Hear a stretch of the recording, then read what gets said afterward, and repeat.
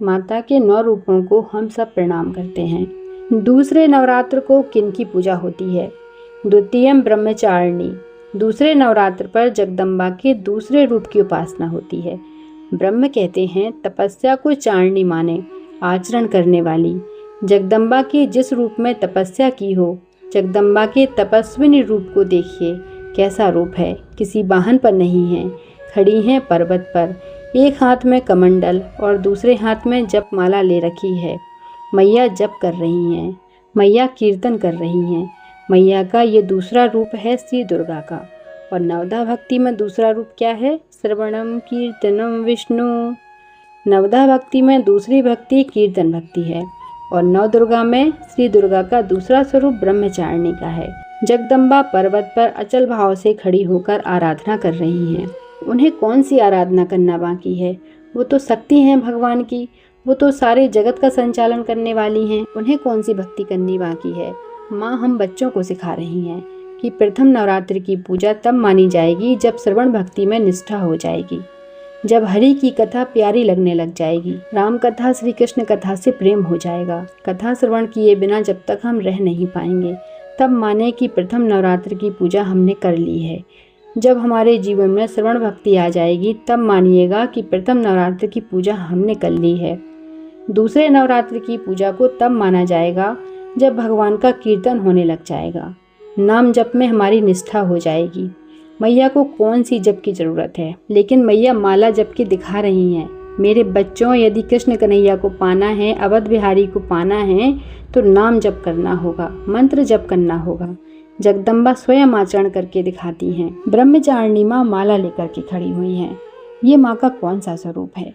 जब माता पार्वती ने शिव प्राप्ति के लिए तपस्या करी, तपस्या उन्होंने अपने मन से नहीं की, इसलिए उपासना कभी भी मनमुखी नहीं होती। हम अपने मन से नहीं कर सकते कि हमको जो अच्छा लगेगा हम वो करने लग जाएंगे।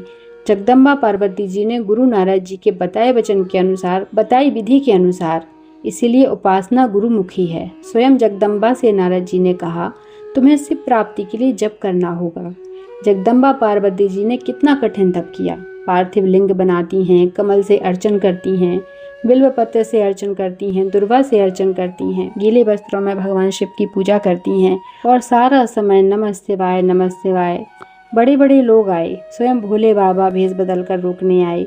क्या क्या नहीं कहा, अरे वो तो जटाधारी है, निर्वस्त्र रहता है, भभूतधारी है। सप्त ऋषियों ने माता से यहाँ तक कह दिया कि तुम कहो तो तुम्हारा विवाह नारायण से करवा दें, शंकर जी को छोड़ दो। पर जगदम्बा क्या कहती हैं कि तजहु न नारद कर उपदेशु, मैं अपने गुरु नारद जी के उपदेश को नहीं त्यागूंगी। कब तक नहीं त्यागूंगी?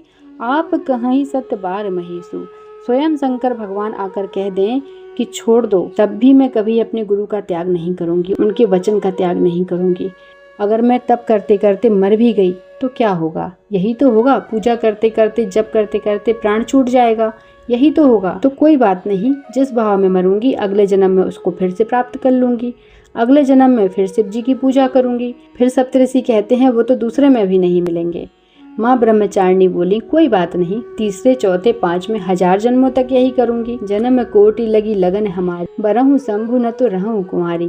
ब्रह्मचारिणी जी ने कहा मुझे करोड़ जन्म भी लेने पड़ जाएं तो भी यही करूंगी, या तो भोलेनाथ के गले में बरमाला डालूंगी या कुंवारी ही रह जाऊंगी। करोड़ जन्म तक ऐसी निष्ठा, नाम जप के प्रति ऐसी लगन, शिव जी के प्रति ये ब्रह्मचारिणी दुर्गा जी का दूसरा स्वरूप है, दूसरी नवधा भक्ति है। दूसरी नवधा भक्ति की पूजा तब मानी जाएगी जब हमारे जीवन में अपने इष्ट के प्रति ऐसी निष्ठा होगी, जब नाम जप कीर्तन के प्रति माँ ब्रह्मचारिणी की तरह निष्ठा हो जाएगी। कलयुग तो नाम जप का युग है।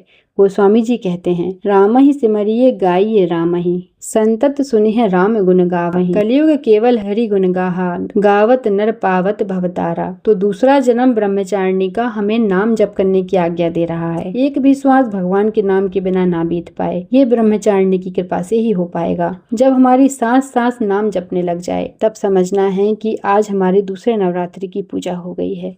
माँ ब्रह्मचारिणी हम सब पर कृपा करेंगी। नाम जप हमारा कभी कम नहीं हो पाएगा, दिन प्रतिदिन बढ़ता ही जाएगा। जय माता दी।